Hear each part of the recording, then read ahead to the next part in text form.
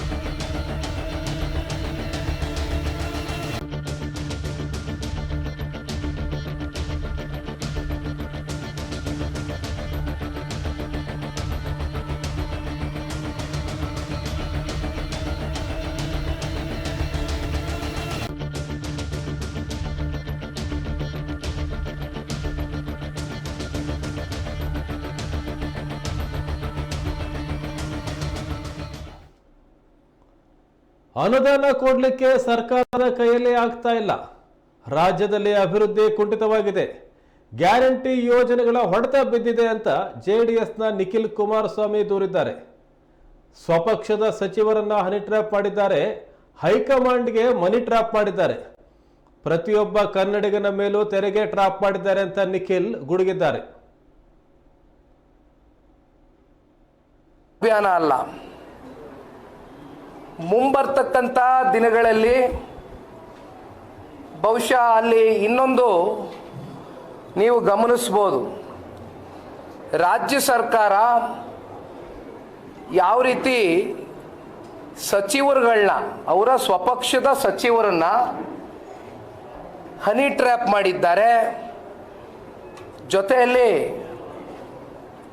ಅವರ ನವದೆಹಲಿಯಲ್ಲಿ ಕೂತಿರ್ತಕ್ಕಂಥ ಹೈಕಮಾಂಡ್ಗೆ ಮನಿ ಟ್ರ್ಯಾಪ್ ಮಾಡಿದ್ದಾರೆ.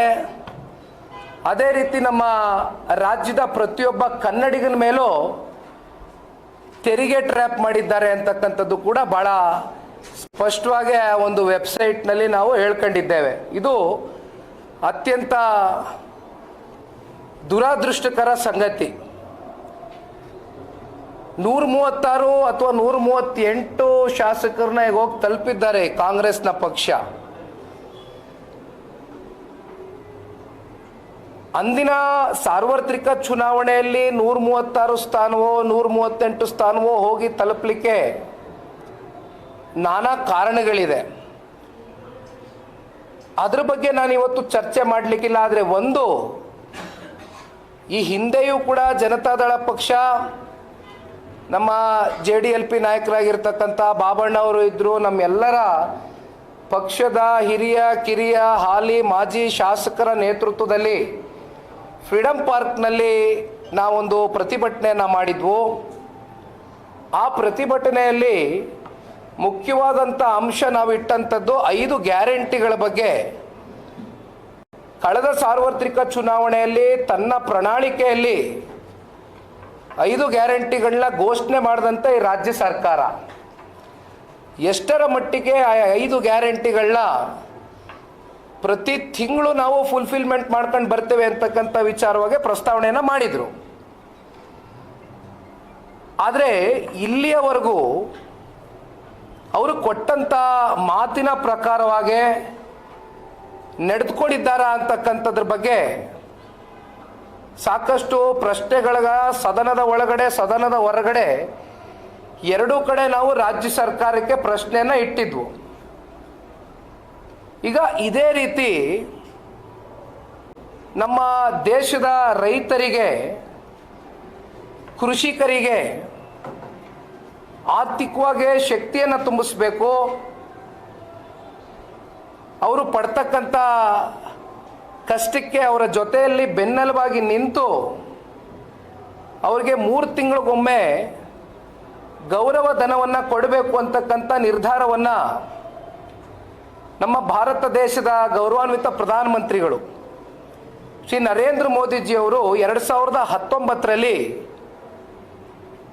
3 ತಿಂಗಳಿಗೊಮ್ಮೆ ಪ್ರತಿಯೊಬ್ಬ ರೈತನ ಖಾತೆಗಳಿಗೂ ಡೈರೆಕ್ಟ್ ಬ್ಯಾಂಕ್ ಟ್ರಾನ್ಸ್ಫರ್ ಅಂತ ಮಾಡಿದರು, DBT ಅಂತ ಮಾಡಿದರು.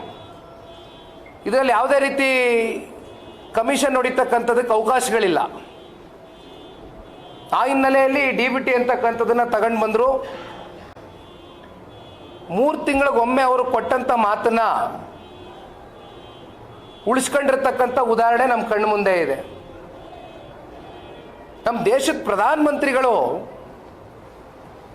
ರೈತರ ಪರವಾಗಿ ಕೊಟ್ಟಿರ್ತಕ್ಕಂಥ ಮಾತನ್ನ 2019ರಿಂದ ಇಲ್ಲಿವರೆಗೂ 3 ತಿಂಗಳಲ್ಲಿ 1 ದಿನ ಕೂಡ ಯಾವುದೇ ಡೇಟಲ್ಲಿ ಹಿನ್ನಡೆ ಆಗಿಲ್ಲ. ಅವ್ರು ಕೊಟ್ಟಂತ ಮಾತನ್ನು ಉಳಿಸ್ಕೊಂಡಿದ್ದಾರೆ, ಕ್ಯಾಲೆಂಡರ್ ಪ್ರಕಾರವಾಗಿ ಕೊಟ್ಟಿದ್ದಾರೆ. ಆದರೆ ಇಲ್ಲಿ ಗ್ಯಾರಂಟಿಗಳ ವಿಚಾರಕ್ಕೆ ಸಂಬಂಧಪಟ್ಟಂತೆ ಇತ್ತೀಚೆಗೆ ನಡೆದಂಥ ಉಪಚುನಾವಣೆನೇ ಒಂದು ಉದಾಹರಣೆ, ಒಂದು ಸಾಕ್ಷಿ.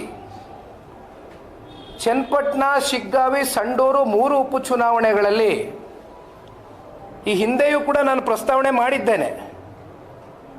ಯಾವ ರೀತಿ 48 ಗಂಟೆಗಳ ಒಳಗೆ, just before the voting day, ಮತ ಚಲಾವಣೆ ಮಾಡ್ತಕ್ಕಂಥ 48 ಗಂಟೆಗಳ ಪೂರ್ವದಲ್ಲಿ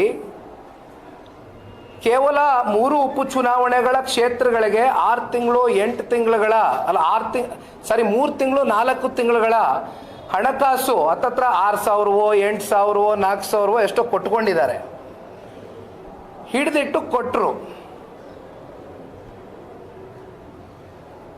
ಅದಕ್ಕಿಂತ ಪೂರ್ವದಲ್ಲಿ ಲೋಕಸಭಾ ಚುನಾವಣೆಯಲ್ಲಿ ಏನಾಯಿತು? ನಮ್ಮ ಸ್ವಂತ ಜಿಲ್ಲೆ ರಾಮನಗರ ಜಿಲ್ಲೆನಲ್ಲೇ ಅತ್ಯಂತ ಬಹಳ ತರಾತುರಿಯಲ್ಲಿ, ಬಹಳ ವೇಗದಲ್ಲಿ ಲೋಕಸಭಾ ಚುನಾವಣೆ ಇನ್ನೇನು ಡೇಟು ಅನೌನ್ಸ್ ಆಗೋಗುತ್ತೆ ಅಂತ ಗೊತ್ತಾಗ್ತಾ ಇದ್ದಂಗೆ ಫಲಾನುಭವಿಗಳ 5 ಗ್ಯಾರಂಟಿಗಳ ಫಲಾನುಭವಿಗಳ ಸಭೆ ಅಂತ ಕರೆದ್ರು. ಅಲ್ಲೂ ಕೂಡ ಒಂದು ಧಮಕಿಯನ್ನು ಹಾಕಿದ್ರು ನಮ್ಮ ರಾಮನಗರ ಜಿಲ್ಲೆಯ ಒಬ್ಬರು ಆ ಭಾಗದ ಶಾಸಕರು.